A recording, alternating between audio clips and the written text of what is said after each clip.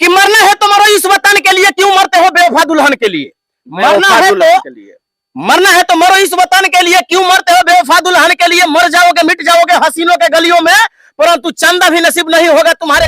पागल है। तो वो लड़का ये शायरी को सुनते हुए जवाब में क्या बोलता है, सारी जहां को भूल करके सिर्फ और सिर्फ अपने प्यार को याद कर रहा है। तो वो बोल रहा है कि नहीं मरना है नहीं मिटना है मुझे इस वतन के लिए, मर जाऊंगा मिट जाऊंगा अपने दुल्हन। मोतिहारी मत कहियो बबुआ, मोतिहारी पर शोभे मुहा जाला। मोतिहारी मोतिहारी मत कहियो, मोतिहारी पर शोभे मुहा जाला। आ मोतिहारी के लड़का जहां जाला तहां जाते ही छा जाला। आ मोतिहारी से ढेर रंगबाजी ना बोलते हैं देश के ऊपर अपने। चलिए बहुत बेहतर। कि मरना है तो मरो इस वतन के लिए, क्यों मरते हो बेवफा दुल्हन के लिए। मरना है तो मरो इस वतन के लिए, क्यों मरते हो बेवफा दुल्हन के लिए। मर जाओगे मिट जाओगे हसीनों के गलियों में, परंतु चंदा भी नसीब नहीं होगा तुम्हारे कफन के लिए। अगर मरोगे हमारे वतन के लिए तो तिरंगा झंडा भी उतार दिया जाएगा तुम्हारे कफन के लिए।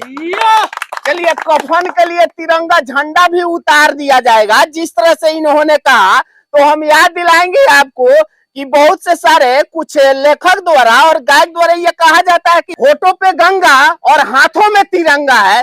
तो उसी तिरंगा को लेकर के आपने कहा, तो हम चाहेंगे कि एक और सुनाए। इस शायरी का काट मैं बता रहा हूँ। इस शायरी का अगर कोई लड़का है जो एकदम अपने प्रेम में पागल है, उसको कुछ अच्छा नहीं लग रहा है, क्या अच्छा है क्या बुरा है उसको कुछ मालूम नहीं है, सिर्फ अपने प्रेम में वो पागल है, तो वो लड़का ये शायरी को सुनते हुए जवाब में क्या बोलता है, सारी जहां को भूल करके सिर्फ और सिर्फ अपने प्यार को याद कर रहा है। तो वो बोल रहा है कि नहीं मरना है नहीं मिटना है मुझे इस वतन के लिए, मर जाऊंगा मिट जाऊंगा अपने दुल्हन के लिए। अरे नहीं मरना है नहीं मिटना है मुझे इस वतन के लिए, मर जाऊंगा मिट जाऊंगा अपने दुल्हन के लिए। नहीं चाहिए किसी का दिया हुआ चंदा, नहीं चाहिए मुझे ये तिरंगा झंडा, क्योंकि काफी है मेरे महबूब का दुपट्टा मरने के बाद कफन के लिए। तिरंगा भी नहीं चाहिए, केवल दुल्हन का दुपट्टा। प्यार में पागल बा, वो तो प्यार में पागल बा, आनर बा प्यार के चलते। तो का कही देखी शायरी रहुआ पूछम तो रहुआ बॉडी में जितना बाल बा उतना शायरी हमरा लगे बा। और बाल केहू से ना गिनाई, हमार शायरी केहू से ना गिनाई। रहुआ जितना पूछम उतना हम बोलते जाए।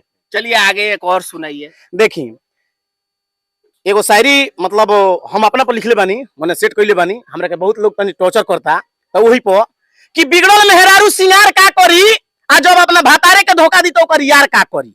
बिगड़ल मेहरारू सिंगार का करी, जब अपना भातारे के धोखा दी तो ओकर यार का करी। आ मार्केट में आइल बैगो है नया शेर, तो 5 गो कुत्ता मिल के ये शेर के शिकार का करी।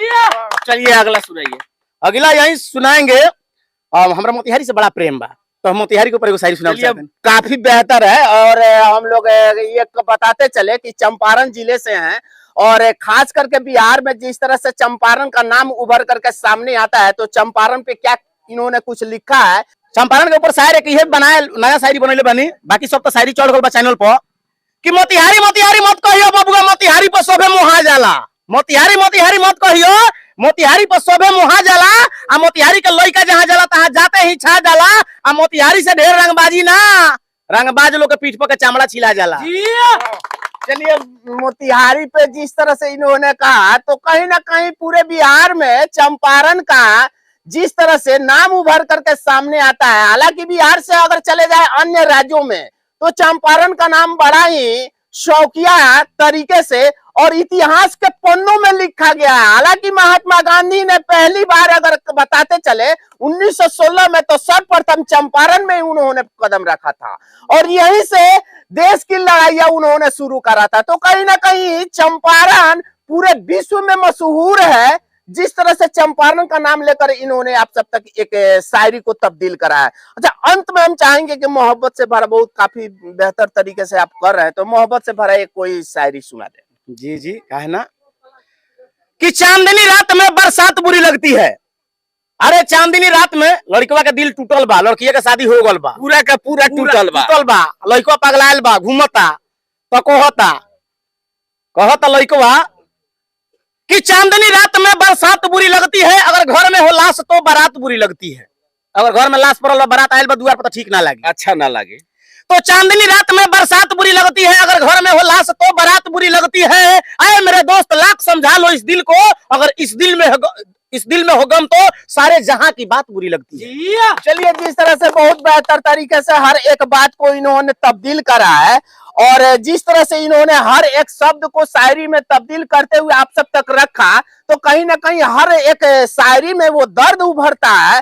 और हालांकि चंपारण से जुड़े भी कुछ शायरियों को आप सब तक रखा, तो कहीं ना कहीं बेहतर से बेहतरीन हो जाता है।